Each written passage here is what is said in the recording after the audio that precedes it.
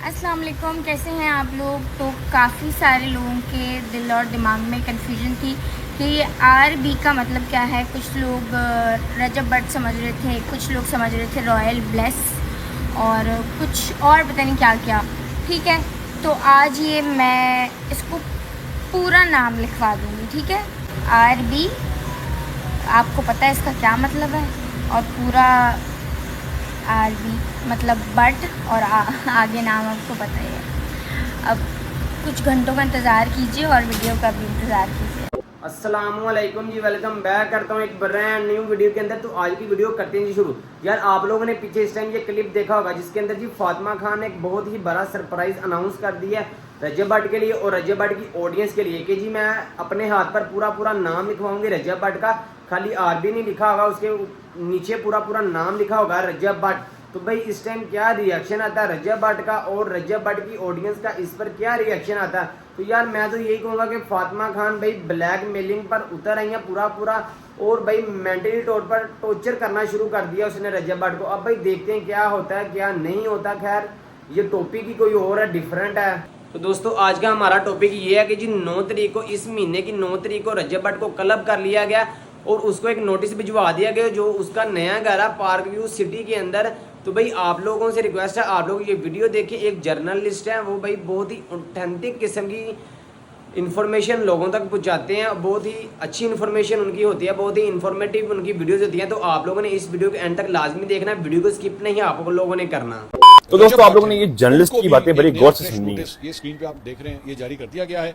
उनको 9 सितंबर को यानी कि अगले हफ्ते सुबह 11 बजे लाहौर के दफ्तर में पेश होने की हिदायत की गई है इस नोटिस के मुताबिक। रजब भट्ट आप जानते हैं कि वो यहाँ पे मौजूद नहीं है, पाकिस्तान से बाहर है। और इंटरेस्टिंग बात यह है, हम बाकी एड्रेस तो आपके सामने जो है उसको बिकॉज पर्सनल इन्फॉर्मेशन है वो हम शेयर नहीं कर रहे, लेकिन इंटरेस्टिंग बात यह है कि वो इनका एड्रेस भी जो है वो पार्क व्यू सोसाइटी का ही। लेकिन मुझे पता लगा है कि यहाँ पे एक इकरा कवल नामी एक खातून है, वो काफी मशहूर हैं।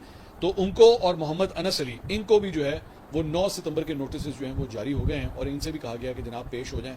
अब या तो ये खुद पेश होंगे या फिर आई डोंट नो लॉयर के साथ पेश होंगे, लेकिन इनको भी इसी मामले के अंदर जुए की तशहीर के चक्कर में बुला लिया गया। कि ये जो टिकटॉक के ऊपर लाइव होता है, ये भी मैं आपको बता दूं कि टिकटॉक के ऊपर ये जो लाइव होता है और इसके अंदर जो पनिशमेंट्स देने का एक रिवाज शुरू हुआ है, उसके अंदर जो पनिशमेंट्स के अंदर जो है बड़ी वाहियात किस्म की हरकतें होती हैं, खवातीन से बड़ी वाहियात किस्म की गुफ्तगू और हरकतें करवाई जाती हैं, इसके ऊपर भी क्रैकडाउन जो है वो अनकरीब शुरू होने वाला है।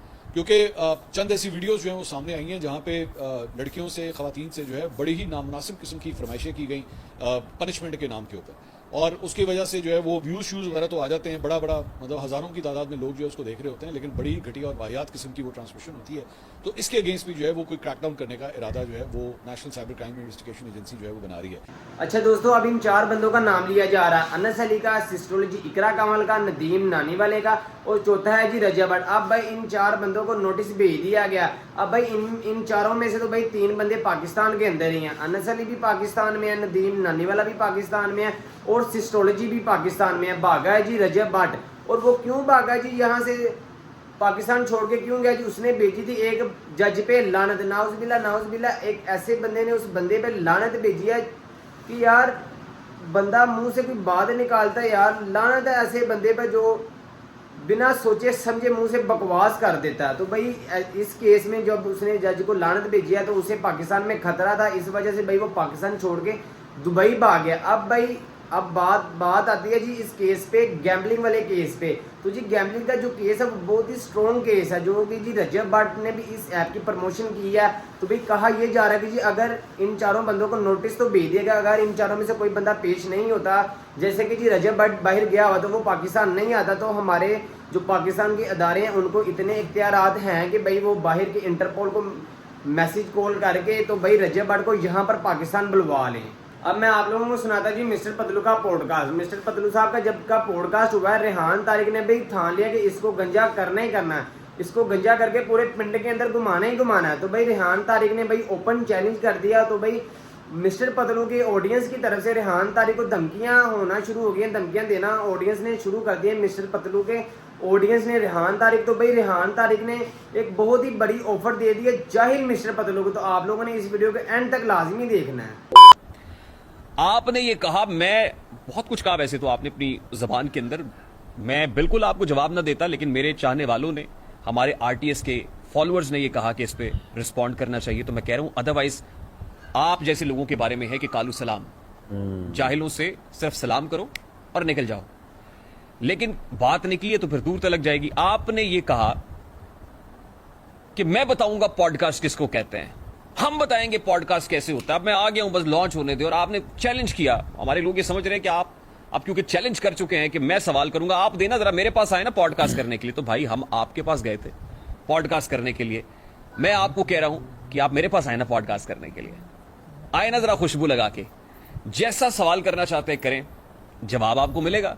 और मैं ये आप ही को कह रहा हूं, मेरे पास बहुत सारी ऐसी रिक्वेस्ट आ रही है कि मैं आपका पॉडकास्ट करना चाहता हूं या चाहती हूं, मैं किसी को पॉडकास्ट नहीं दे रहा। ये भी मैं आपको कह रहा हूं कि आपको पॉडकास्ट दूंगा, मैं आपको बतौर मेहमान बैठूंगा, आप as an interviewer, as a podcaster बैठिएगा, आप सवाल कीजिएगा। लेकिन उसके लिए मैं आपको ये बता दूं, क्योंकि मेरा ख्याल है कि उस वक्त तो शायद आप चड्डी भी नहीं पहनते थे, क्योंकि आपने अपने इंटरव्यू में कहा था ना कि जी आप मुझसे पूछे मैं आपको अपनी चड्डी का रंग भी बताऊंगा, तो आपको बड़ा घुमंड है अपनी चड्डी के रंग पे।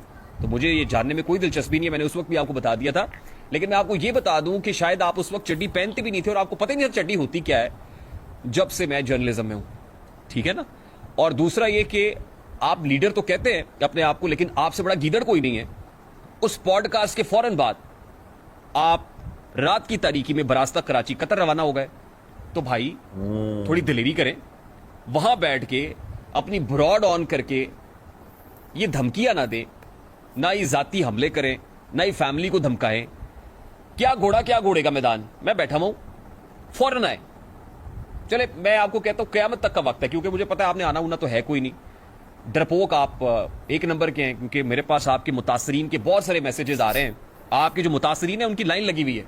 अगर मैं सिलसिला शुरू करूंगा तो फिर मेरा ख्याल है। तो दोस्तों ये था जी पॉडकास्ट रेहान तारिक का। रेहान तारिक ने सही कहा जी कि जाहिल बंदे को देखो, उसको सलाम करो और देख के आगे निकल जाओ। जाहिल बंदे के साथ बहस ही नहीं बनती।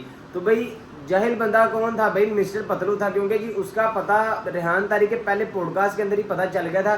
जिस तरह वो बैठा हुआ था, जाहिल किस्म का बंदा था, जाहिलाना कपड़े पहने हुए थे, जाहिलाना अंदाज में बात कर रहा था, उसको बात करने का पता ही नहीं। तो जाहिल बंदा फिर भाई जाहिल होता है। जितने मर्जी उसके पास पैसे हैं जे, जितना मर्जी वो अमीर हो जाए, जितने मर्जी उसके पास करोड़ आ जाए, जितने मर्जी वो अपने कपड़े चेंज कर ले, अपनी हालत चेंज कर ले, अंदर के ज़मीर को तो नहीं ना वो बंदा अपना चेंज करता। एक पढ़ा लिखा इंसान पढ़ा लिखा ही होता है, उसे भाई बात करने की तमीज़ होती है।